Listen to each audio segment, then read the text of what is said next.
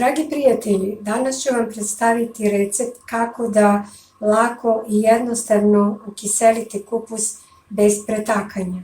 Potreban nam je kupus, koren rena, so i voda. Najprije ću očistiti glavicu kupusa od oštećenih listova.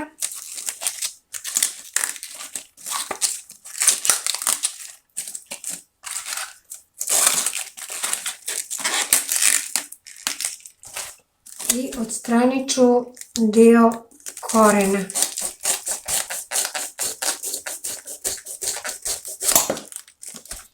Napravit ću malo udubljenje u korenu.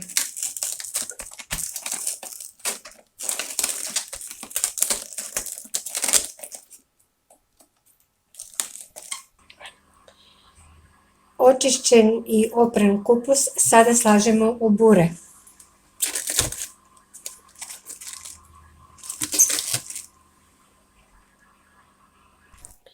Na kraju dodajem ren koji pomaže da preliv ostane bistar. Rešetku stavljam da bi fiksirala kupus. Stavljam i 2 plastične tegle pune vodom da pritisnem kupus.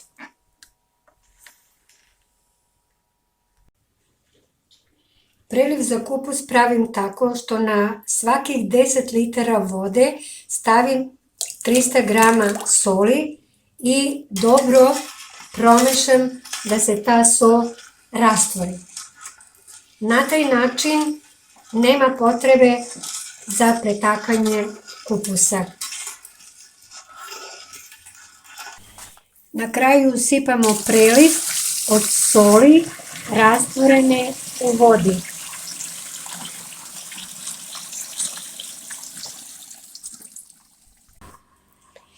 Bure dobro zatvorimo i posle mjesec dana kiseo kupus je spreman za upotrebu.